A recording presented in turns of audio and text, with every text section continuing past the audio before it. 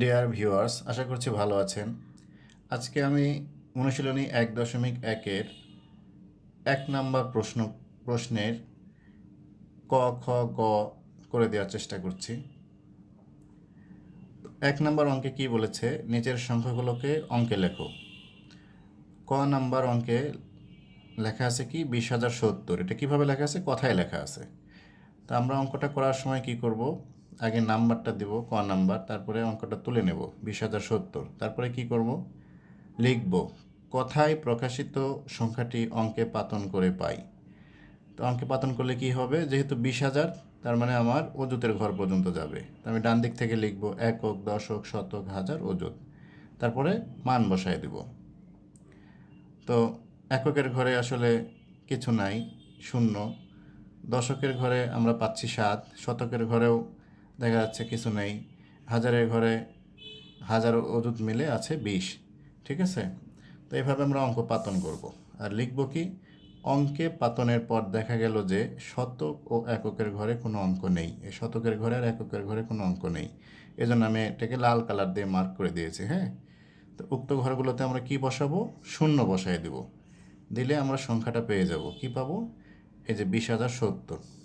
ঠিক আছে, ডান দিকে থেকে 3 ঘর আগে, অর্থাৎ ডান দিক থেকে বামে 3 ঘর আসার পরে একটা কমা দিতে হবে।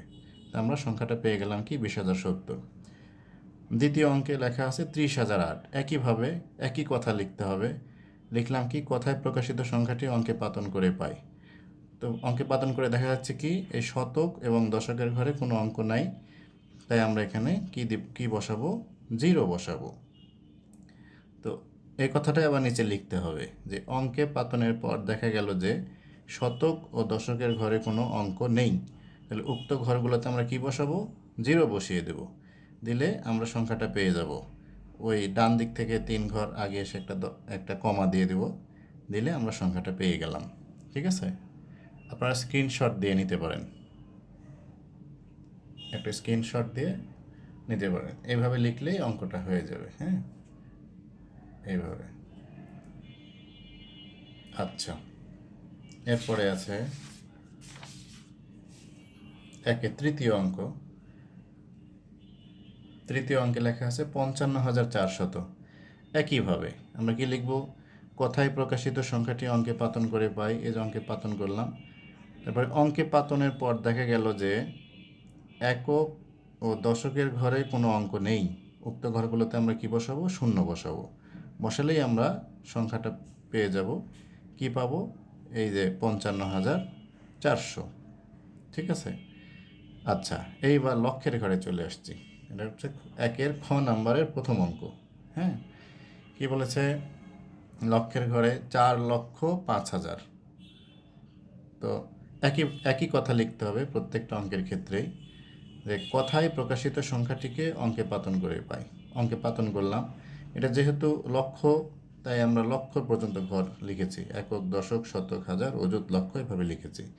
তো অঙ্কে পাতন করে দেখা গেল কি, অঙ্কে পাতনের পর দেখা গেল যে এই অযুতের ঘরে, তারপরে এই শতকের ঘরে, তারপরে এই দশকের ঘরে, তারপরে এই এককের ঘরে কোনো অঙ্ক নেই।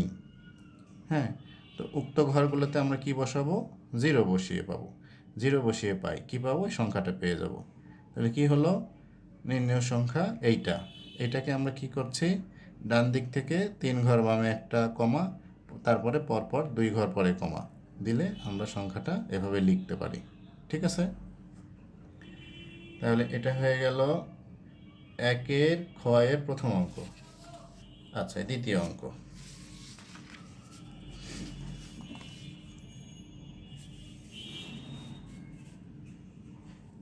লেখা প্রত্যেকটা অঙ্কের একই লেখা। কি করব আমরা দ্বিতীয় অঙ্কে, কি লেখা আছে, এই অঙ্কটা হলো 7,02,075। একই কথা লিখতে হবে। কি লিখব, কোথায় প্রকাশিত সংখ্যাটি অঙ্কে পাতন করে পাই।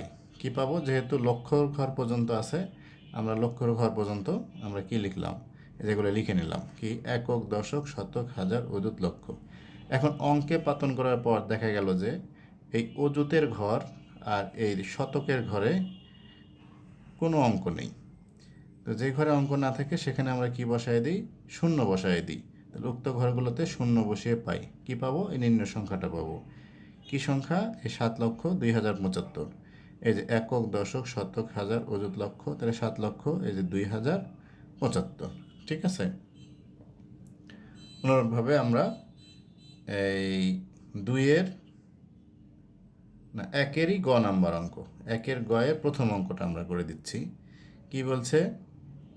76,09,070, যেহেতু 10 লক্ষের উপরে গেলেই নিযুতের ঘরে চলে যায়, তাহলে এটাকে কি করতে হবে? আমাদের নিযুতের ঘর পর্যন্ত যেতে হবে। কথা লেখাটা একই হবে। কি লেখা? যে কথায় প্রকাশিত সংখ্যাটি অঙ্কে পাতন করে পাই।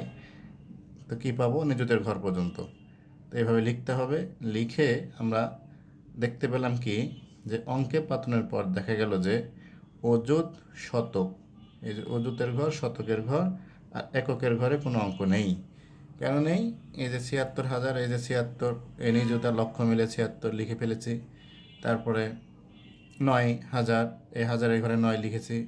তারপরে 70, এই দশকের ঘরে 7, আর এখানেও কোনো অঙ্ক নাই। 7 10 70, এই এককের ঘরেও কোনো অঙ্ক নাই। আচ্ছা, তাহলে কি হচ্ছে? এই যে নাই, তাহলে উক্ত ঘরগুলোতে আমরা কি বসাবো? শূন্য বসাবো। বসালে আমরা কি পেয়ে যাব? 76,00,000, এই যে 9,070, এই অঙ্কটা পেয়ে যাব। তো আজ এই পর্যন্তই। আমি পরবর্তী লেকচারে আরও অঙ্ক করে দেওয়ার চেষ্টা করব। সে পর্যন্ত সবাই ভালো থাকুন, সুস্থ থাকুন। ধন্যবাদ।